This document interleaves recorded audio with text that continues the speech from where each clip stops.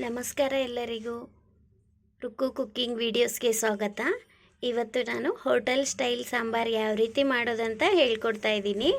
ಮೊದಲಿಗೆ ನಾನಿಲ್ಲಿ 2 table spoon ಧನಿಯಾ ತಗೊಂಡಿದ್ದೀನಿ. ಹಾಗೆ 1.5 ಟೇಬಲ್ ಸ್ಪೂನ್ ಅಷ್ಟು ಉದ್ದಿನಬೇಳೆ ತಗೊಂಡಿದ್ದೀನಿ. 1-2 ಟೇಬಲ್ ಸ್ಪೂನ್ ಅಷ್ಟು ಕಡಲೆಬೇಳೆ ತಗೊಂಡಿದ್ದೀನಿ. ಹಾಗೆ ಜೀರಿಗೆ 1 ಟೇಬಲ್ ಸ್ಪೂನ್ ಅಷ್ಟು, ಒಂದು ಸ್ವಲ್ಪ ಮೆಂತೆಕಾಳು, ಹಾಗೆ ಒಂದು ಸ್ವಲ್ಪ ಕರಿಮೆಣಸು ಮತ್ತು ಬ್ಯಾಡಗಿ ಮೆಣಸಿನ್ಕಾಯಿ ತಗೊಂಡಿದ್ದೀನಿ. 8 ತಗೊಂಡಿದ್ದೀನಿ. ಹಾಗೆ ಸ್ವಲ್ಪ ಕೊಬ್ಬರಿ ತುರಿ ತಗೊಂಡಿದ್ದೀನಿ. ನಿಮ್ಮ ಹತ್ರ ಹಸಿ ಕೊಬ್ಬರಿ ಇದ್ರೂ ನಡೆಯುತ್ತೆ. ನಾನಿಲ್ಲಿ ಒಣ ಕೊಬ್ಬರಿ ತುರಿ ತಗೊಂಡಿದ್ದೀನಿ. ಹಾಗೆ 200 ಗ್ರಾಮ್ ಆಗೋಷ್ಟು ತೊಗರಿಬೇಳೆನ ತಗೊಂಡಿದ್ದೀನಿ. ಮೊದಲಿಗೆ ತೊಗರಿಬೇಳೆನ ನಾನಿಲ್ಲಿ ಬೇರೆ ಕಡೆ ಸಪ್ರೇಟಾಗಿ ಬೇಯಿಸ್ಕೊತಾ ಇದ್ದೀನಿ. ಆಮೇಲೆ ಪುಡಿ ಯಾವ ರೀತಿ ಮಾಡೋದಂತ ತೋರಿಸ್ಕೊಡ್ತೀನಿ. ನಾನಿಲ್ಲಿ ತೊಗರಿಬೇಳೆನ 2 ಸಲ ವಾಶ್ ಮಾಡಿಬಿಟ್ಟು ಇದನ್ನು ಸಪ್ರೇಟಾಗಿ ಬೇಯಿಸ್ಕೊತಾ ಇದ್ದೀನಿ. ನಾವು ಮೊದಲಿಗೀಗ ಸಾಂಬಾರು ಪುಡಿ ಮಾಡೋದಕ್ಕೆ ಕಡಲೆಬೇಳೆನ ಹುರ್ಕೋತಾ ಇದ್ದೀನಿ.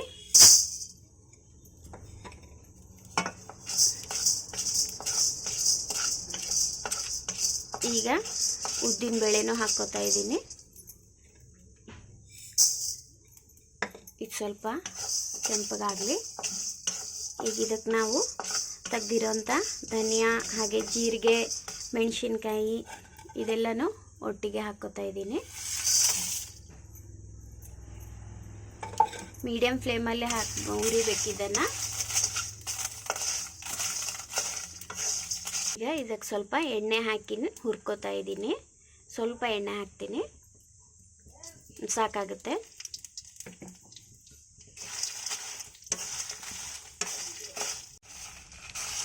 ಎಣ್ಣೆ ಹಾಕಿ ಈ ಥರ ಮಸಾಲೆನ ಫ್ರೈ ಮಾಡಿಕೊಂಡ್ರೆ ಫ್ಲೇವರ್ ಚೆನ್ನಾಗಿರುತ್ತೆ.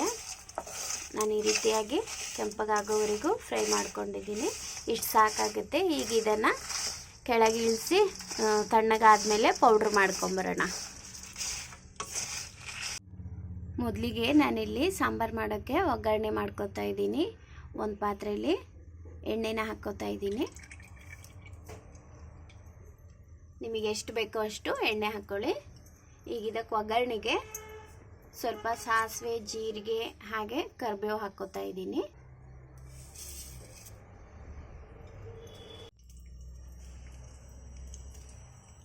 ಸಾಸಿವೆ ಜೀರಿಗೆ ಚಟಪಟ ಅಂದ ತಕ್ಷಣ ಈಗ ನಾವು ಇದಕ್ಕೆ ಈರುಳ್ಳಿನ ಹಾಕ್ಕೊಳ್ಳೋಣ.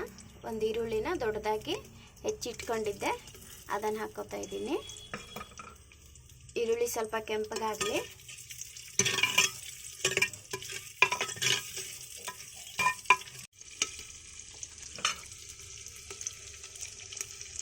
ಈರುಳ್ಳಿನೇ ಫ್ರೈ ಆಗಿದೆ. ಈಗ ಇದಕ್ಕೆ ನಾವು ತರಕಾರಿ ಹೆಚ್ಚಿಟ್ಟಿದ್ವಿ. ಸ್ವಲ್ಪ ಕ್ಯಾರೆಟು, ಬೀನ್ಸು ಹಾಗೆ ಸೌತೆಕಾಯಿ ಇತ್ತು, ಅದನ್ನು ಹಾಕ್ಕೋತಾ ಇದ್ದೀನಿ ಸಣ್ಣಗೆ ಹೆಚ್ಚಿ. ಇದನ್ನು ಸಹ ಎಣ್ಣೆಯಲ್ಲೇ ಫ್ರೈ ಮಾಡ್ಕೋಬೇಕು. ಎಣ್ಣೆಯಲ್ಲೇ ಸ್ವಲ್ಪ ಬೇಯಿಸ್ಕೊಂಡ್ರೆ ಬೇಗ ಬೇಯುತ್ತೆ. ತೆಳ್ಳಗೆ ಕಟ್ ಮಾಡಿರೋದ್ರಿಂದ ಬೇಗ ಬೇಯುತ್ತೆ.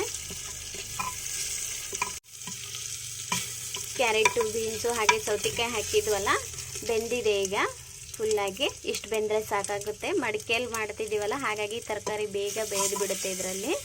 ಈಗ ಇದಕ್ಕೆ ನಾವು ಒಂದು 3-4 ಟೊಮೆಟೊ ಹಣ್ಣು ಹೆಚ್ಚಿಟ್ಕೊಂಡಿದ್ದೆ, ಅದನ್ನು ಹಾಕ್ಕೋತಾ ಇದ್ದೀನಿ.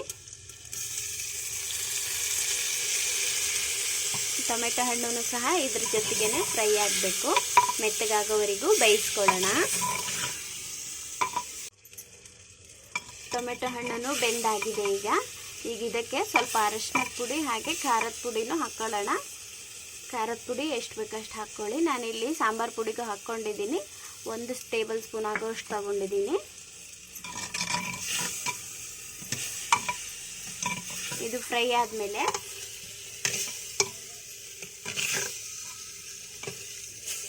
ಇದಕ್ಕೆ ಸ್ವಲ್ಪ ಹುಣಸೆ ಹಣ್ಣಿನ ರಸ ಹಾಕ್ಕೊಳ್ಳೋಣ.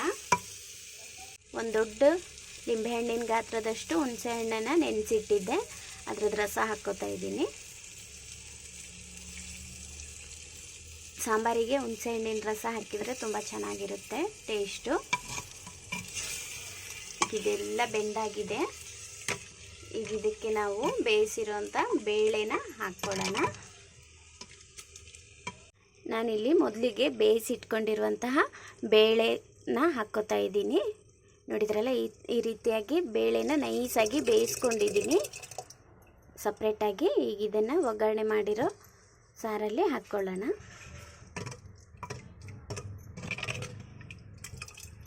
ಈ ರೀತಿಯಾಗಿ ನೀಟಾಗಿ ಕಲಿಸ್ಕೋಬೇಕು. ಆಮೇಲೆ ನಮಗೆ ಎಷ್ಟು ಬೇಕೋ ಅಷ್ಟು ನೀರು ಹಾಕ್ಕೋಬೇಕು.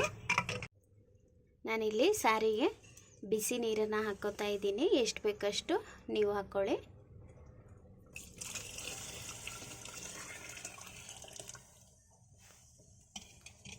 ಇಷ್ಟು ಸಾಂಬಾರು ಸಾಕಾಗುತ್ತೆ.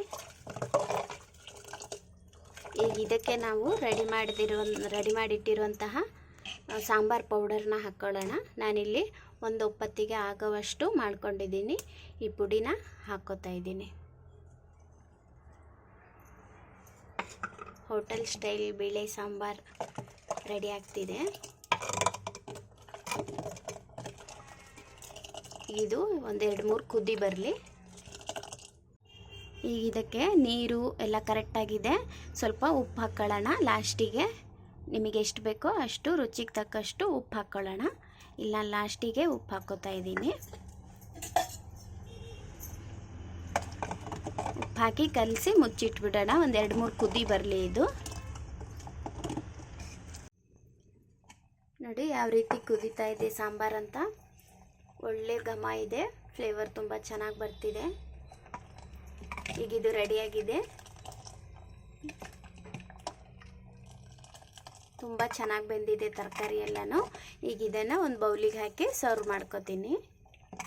ಇಷ್ಟು ಸಾಕಾಗುತ್ತೆ. ಕೆಳಗೆ ಇಳಿಸ್ಕೊಂಡ್ಬಿಡೋಣ. ಕೆಳಗೆ ಇಳಿಸಿದ್ರೂ ಸಹ ಸಾರು ಯಾವ ರೀತಿ ಕುದೀತಾ ಇದೆ ನೋಡಿ. ಮಡಿಕೆಯಲ್ಲಿ ಮಾಡಿರೋದ್ರಿಂದ ಬಿಸಿ ಬೇಗ ಆರೋದಿಲ್ಲ. ಈಗ ಇದನ್ನು ಒಂದು ಬೌಲಿಗೆ ಸರ್ವ್ ಮಾಡ್ಕೊಳ್ಳೋಣ.